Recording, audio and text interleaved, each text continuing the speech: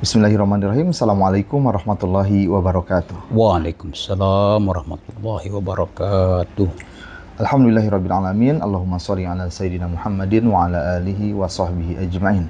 Alhamdulillah, bersyukur kepada Allah Subhanahu wa taala di kesempatan yang berbahagia ini kembali kami menyapa di Majelis Yas'alunaka Islam Solusi Kehidupan bersama Syekhuna Syekh Surahman Hidayat. Kami ucapkan terima kasih kepada para pemirsa, dalam hal ini mahasiswa-mahasiswi UIN Bandung yang telah menyampaikan pertanyaannya. Mudah-mudahan menjadi asbab ilmu kita bersama. Ya. Baik, langsung saja pertanyaan yang pertama. Ya. Apa hukumnya bagi seorang yang menggunakan inhaler pada saat penyakit asmanya kambuh saat ia sedang berpuasa? Apakah diperbolehkan? Bismillahirrahmanirrahim. Wassalatu wassalamu ala asyrafil mursalin wa ala alihi wa sahbihi ajma'in. Ada dalam fikih itu mubtilatus siyam, ya kan? Hal-hal yang membatalkan siam. Siap puasa. Bukan membatalkan pahala, tapi ya siamnya itu sendiri batal. Ya, dia harus tidak ulang. sah. Begitu, ya kan? Nah, tentu saja al-aklu wasyurbu udah jelas, ya kan? Al-aklu wasyurbu ya wal jima' dan wan nadratu bisyahwah. Nah, itu. Kemudian ada satu lagi yang tentang al-kazibu, ya kan? Dusta. Sengaja dusta itu kan. Nah itu membatalkan puasanya. Berarti kan harus diqadha. Asyam itu adalah tentu al-aklu wasyurbu. Tadi kan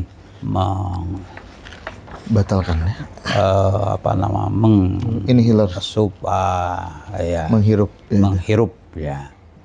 Nah, kalau menghirup itu menghirup air, dia itu merupakan zat yang sail, ya kan, dan mengalir masuk ke al-jauf.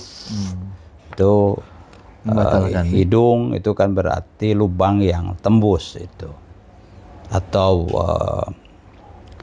mulut, ya kan. Jadi zat ya makan, minum, dalam hal ini air atau sesuatu yang benda padat, lalu dimasukkan ke al-jauf, yaitu mulut atau hidung, ya,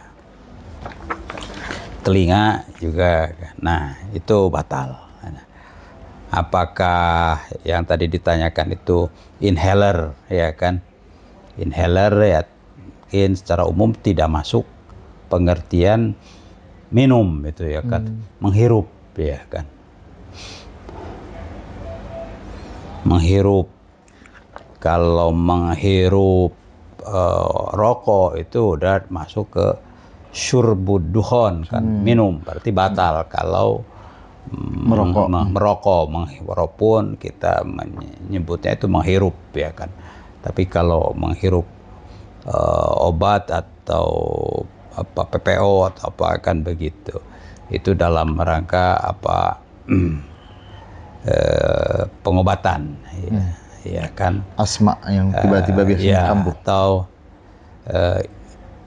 takhfifu ad-darar, ya kan. Ada gangguan kesehatan seperti asma. Nah, ya itu bisa diringankan kalau menghirup PPO lah atau ya kan inhaler kan. Nah, itu menurut kesehatan itu tidak termasuk minum itu, ya kan, itu menghirup, ya. Seperti halnya kita pakai parfum begitu agak kuat, ya, tercium juga itu menghirup, ya kan. Nah, itu tidak termasuk ke minum atau makan. Nah, itu tidak termasuk hal yang membatalkan. Bahkan itu ada kemaslahatan, maslahat untuk meringankan gangguan kesehatan.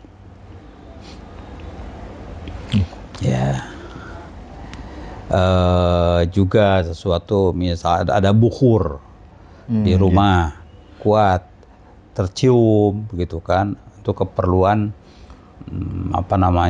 menyenangkan tamu. Iya kan, maslahatnya adalah ikram ad-dhaif.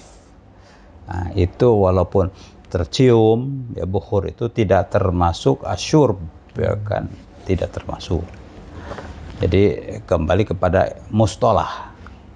Ya, kalau mustolahnya itu masuk ke minum, berarti batal. Kalau tidak, bahkan ada kemaslahatan yang baik di situ dituntut, ya itu tidak membatalkan. Ya. Wallahu a'lam. Baik, terima kasih atas penjelasannya. Ya, pertanyaan berikutnya terkait haid ya. Amalan apa yang bisa dilakukan oleh seorang wanita yang berhalangan, ya sedang berpuasa, sedangkan dia haid? Amalan apa yang bisa dilakukan? Ya, qiraatul Quran, ya itu udah jelas ya kan. Langsung dalam mushaf. Berarti kan karena membaca, ya. Tapi kalau qiraah itu istima, ya ada rekaman. Ya, lalu ya kita mengikuti. Boleh berarti. Nah, itu bukan tilawah. Lagi-lagi kembali kepada mustolah. Mustolah tilawah itu adalah qiraah. Ada mushafnya berarti. Ya, alal mushaf begitu. Berarti mendengarkan, mengikuti murajaah seperti murajaah. Begitu.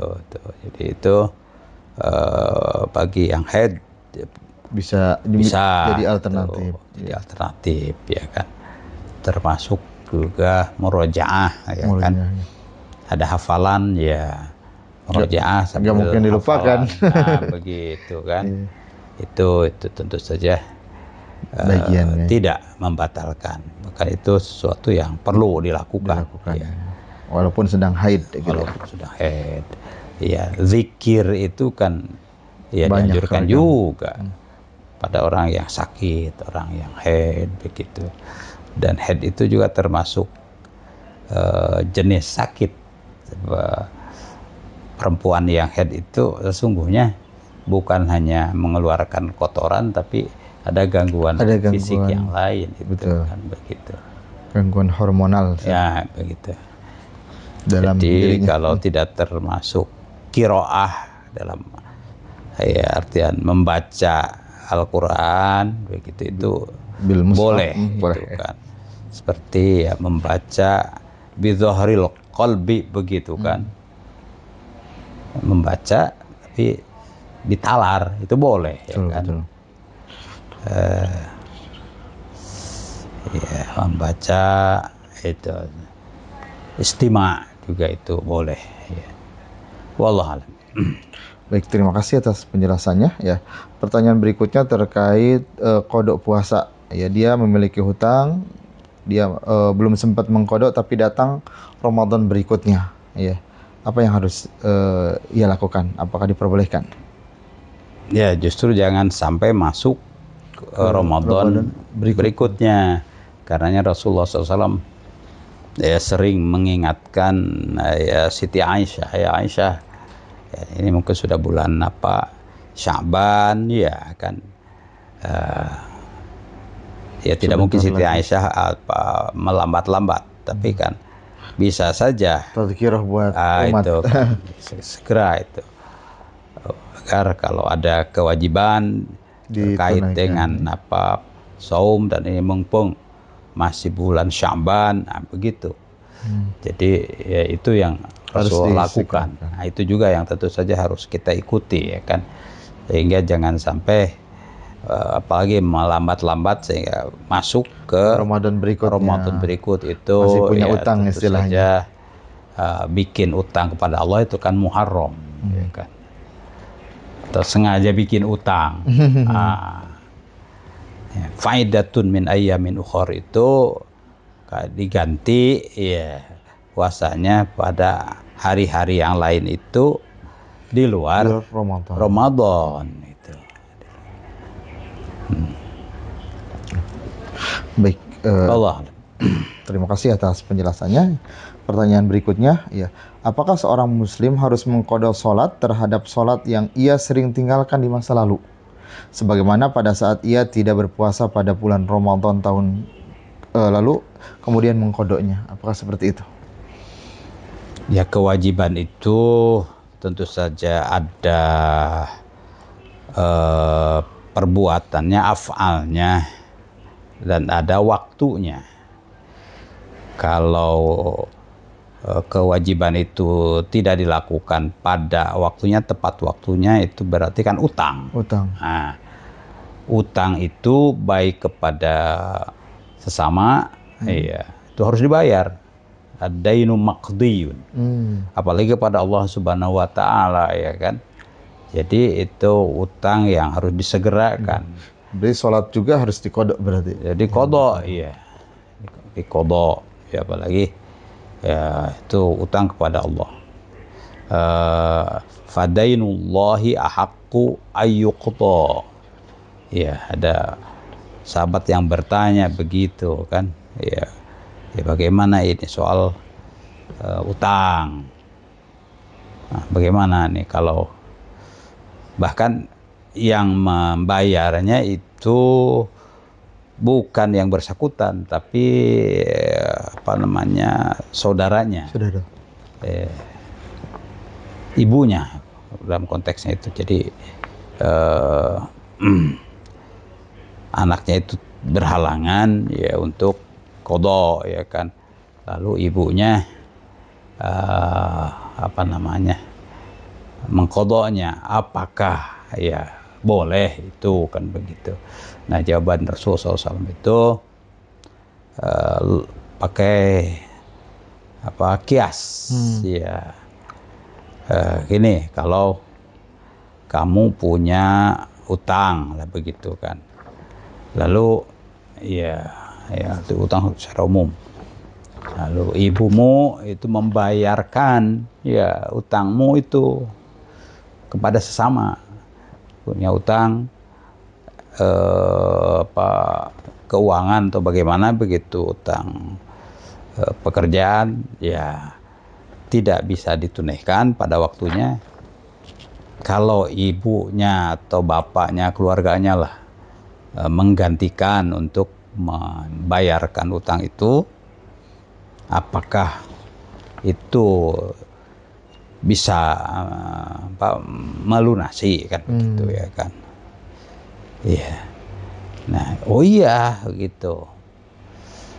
Nah, sekarang kalau utang kamu itu saja bisa dilunaskan oleh saudaramu, bapakmu atau ibumu begitu, fadainullahi ahaqqu ayyuqdha.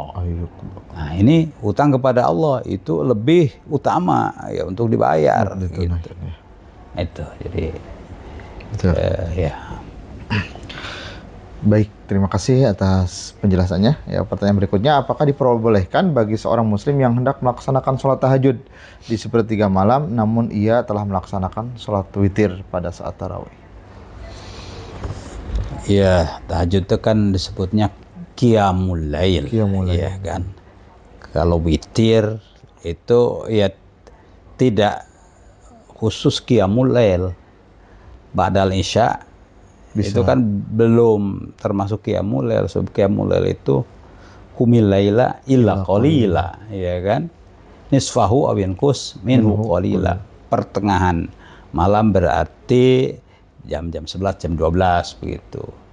Atau dikurangi ya jam 1, jam 2, jam 3 itu mah. Itu qiyamul lail yang disebut dengan tahajud. Kalau tahajud harus tidur dulu gitu. Kalau qiyamul lail salat-salat yang lain iya, walaupun salat hajat tidak tidur dulu begitu kan. Nah, itu dalam qiyamul lail ada disunatkan ada witir begitu. Jadi penutup, salat penutup. Salat penutup begitu. Hanya jangan sampai witir itu dua kali. Ya, setelah isya. Di awal-awal witir, nanti badal qiyam witir lagi. Jadi genap. Itu justru dilarang itu. La witroni fi laila. Tidak ada witri dua kali begitu. Jadi ya isya lalu badal isya silahkan begitu kan.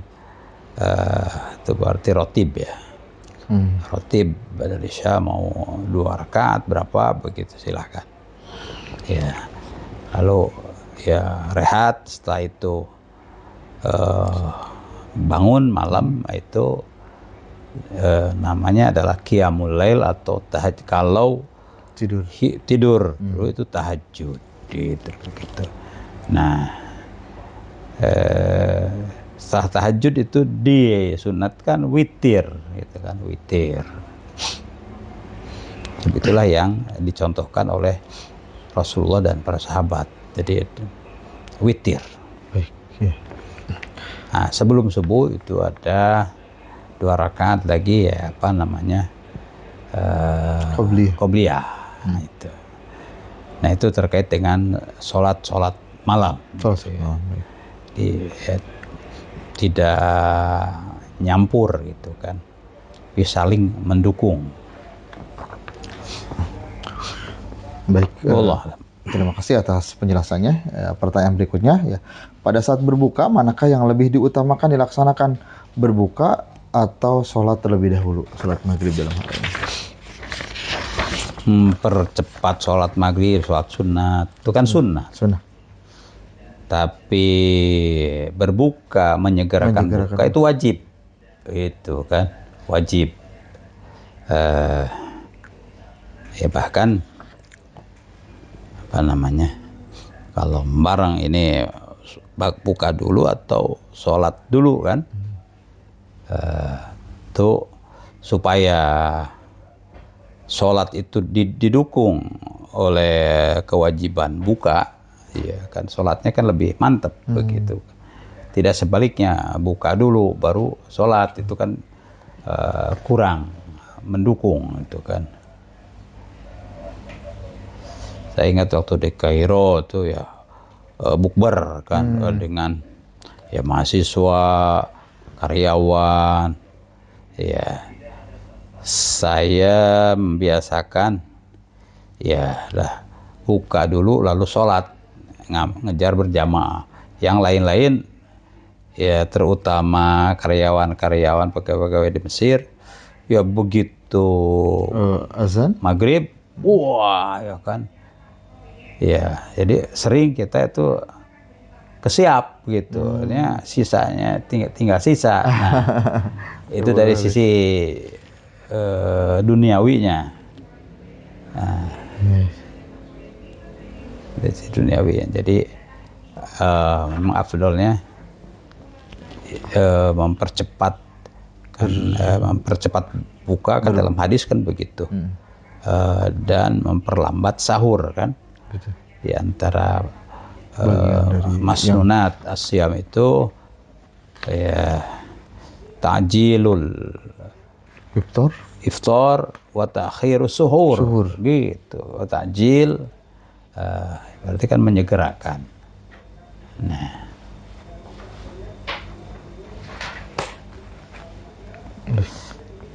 ta'jil tapi tidak takhir sholat. Nah kan begitu. Ya saling menguatkan. Sholat awal waktu tetap, tapi mendapatkan apa namanya ya menyegerakan buka juga dapat begitu. Itu bagusnya begitu. Jadi thoriqatul jam'i itu ya aula ya daripada ya menguatkan salah satunya tapi ada yang keteter begitu, mempercepat apa sholat maghrib ya karena akhirnya terlambat begitu kan bukanya. Nah, itu juga takhirul iftar juga makruh kan, karena perintahnya kan ta'jil. Nah, itu. Nah, jadi bagaimana bisa al-jam'u begitu. Sunat ta'jilul fitr dapat iftar, dan sunat ya ta'jil apa namanya sholatil jamaah juga dapat. Nah, itu kan hanya soal teknis itu. Wallah alam. Baik, terima kasih atas penjelasannya. Pertanyaan berikutnya terkait batas makan minum saat sahur. Apakah saat imsak atau saat azan subuh? Ya,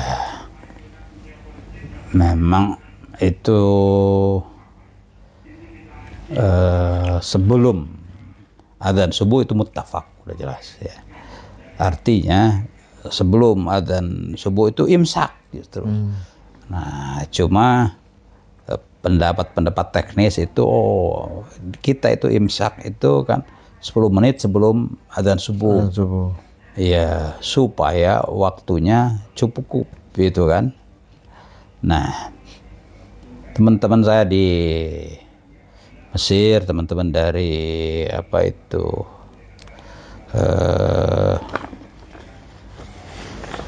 ya, Erdogan tuh mana? Turki ya. Nah, itu ya terlalu ke belakang, bahkan udah makan mereka udah merokok juga. Oh, masih begitu kan?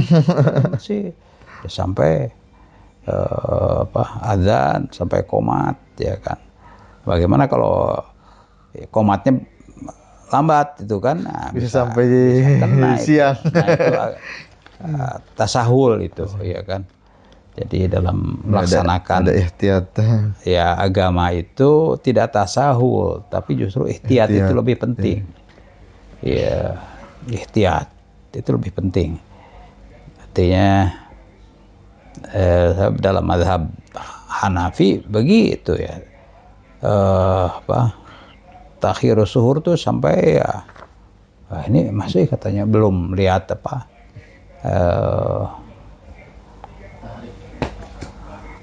belum kedengaran azan atau qomat, bahkan matahari malah ya kan isfiror ya. Nah, belum katanya masih minum. Nah, itu agak tasahul. Yang mengikuti mazhab Hanafi itu agak tasahul. Kalau yang mengikuti mazhab Syafi'i itu lebih ihtiyat. Nah, itu sangat hati-hati. Secara umum begitu ya kan. Perhatian mazhab Syafi'i itu sangat hati-hati. Sangat itu kan. Iya. Tapi ada yang terlalu ihtiyat ya berlebihan juga ya kan. Ya, jadi ya dalam ibadah itu ya tawassut itu memang yang matlub itu wasati. Ya, tidak tasahud, tidak juga isti'jal gitu. Wallahu a'lam. Baik, terima kasih atas penjelasannya. Ya, pertanyaan berikutnya, apabila seorang lupa untuk niat puasa esok hari dan ia baru ingat saat azan subuh, apakah hal itu diperbolehkan ataupun tidak mempengaruhi puasa? Ya, ada kasus ya istri Rasulullah SAW. Ya, ada yang agak lupa begitu kan. Ya sudah, niat ya ketika ingat begitu kan, asal belum masuk hari baru gitu kan. Ini kan mungkin jam berapa begitu kan. Ya itu ya segera gitu. Seperti halnya niat sholat itu kan, waqimis sholat li dzikri kan, begitu ingat ya kan segera kan begitu. Ya apalagi puasa kan tentu saja menyertai ya kan sholat. Jadi bahkan dalam mazhab Syafi'i itu ada lafaz niatnya itu talafuz syahri kullihi kan. Nawaitu sauma ghadin fi syahri kullihi. Jadi bukan hanya ghadin besok, tapi ya untuk bulan ini gitu kan. Bulan ini kan ya longgar sekali, itu masuk lah ya. Itu kalau dalam ibadah itu kan ada pilihan-pilihan ya, pandangan ulama di situ ya kan. Jadi mana yang lebih longgar, nah kita pilih yang lebih longgar tapi masih tercakup di dalam dalil gitu kan. Ya, baik. Baik, terima kasih atas penjelasannya. Ya, pertanyaan berikutnya terkait hukum berenang saat berpuasa, apakah dibolehkan? Nah, lagi-lagi itu kan ada tasahul, baina tasahul wal ihtiyat. Puasa itu kan harus ihtiyat, Terjaga nah, dari hal yang itu masuk. kan. Nah, Kalau masuk air, ya, jadi babnya itu harus hati-hati. ya, lebih baik Iya. tidak berarti. Nah itu sebab apalagi Potensi masuk air itu besar, lebih besar begitu. kalau saat berenang. Ya, untuk mendengar apa hiburan-hiburan yang apa merupakan dari akhirat saja kan dihindari dalam puasa itu ya kan. Iya, jadi ihtiyat itu, insyaallah. Baik, terima kasih atas penjelasannya. Ya, pertanyaan berikutnya, apabila seorang puasa namun ia tidak mengerjakan kewajiban sholat, apakah dia mendapatkan pahala puasa? Puasa Ya, tidak sholat. tiap amal yang diperintahkan oleh Allah atau Rasul SAW itu lahu ajruhu, dapat pahalanya, apakah wajib atau sunat, apapun namanya, apakah puasa atau tilawah atau sholat atau zakat, ya kan. Jadi masing-masing pekerjaan itu lahu ajruhu, ya kan. Ini kaitannya dengan puasa ya.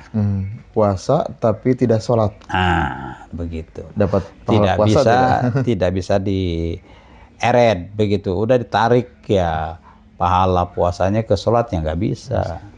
Justru ya sholat itu kan lebih utama daripada amalan yang lainnya. Awwalu ma yuhasabu alaihi al-abdu as-sholatu. Harusnya sholat ya. Iya, pekerjaan atau kewajiban yang pertama kali dihisab itu sholat ya kan, baru yang lain-lain ya. Tentu urutan satu itu tidak bisa digeserkan dengan kewajiban yang lain seperti sedekah atau silaturahim atau tilawatil Quran. Ya, tilawatil Quran deh, tapi tidak sholat tidak bisa, iya kan. Sebab itu justru yang membedakan seseorang itu muslim atau tidak muslim kan sholat gitu, tarkus sholat itu. Allah alam. Baik, terima kasih atas penjelasannya. Pemirsa yang berbahagia, alhamdulillah pertanyaan telah dijawab ya. Untuk itu kita akhiri dengan doa bersama. Allahumma salli ala sayyidina Maulana Muhammadin wa ala alihi wa sahbihi ajma'in. Amin ya Allah ya rabbal alamin. Allahumma barik lana fi kulli ma an'amta bihi alaina, fi kulli ma 'allamta bihi alaina ya rabbal alamin. Allah nawwir qulubana bi nuri hidayatik. Amin ya rabbal alamin. Wartal arda bi nuri syamsik. Abadan abada bi rahmatika ya arhamar rahimin. Amin ya Allah. Allahumma barik lana fi ma an'amta bihi wa 'allamta bihi alaina ya rabbal alamin. Amin ya rabbal alamin. Allahumma nas'aluka ilman nafi'a wa rizqan wasi'a wa amalan mutaqabbala wa shifaan min kulli da'in ya rabbal alamin. Wa sallallahu wasallam Muhammad wa ala alihi wa sahbihi ajma'in.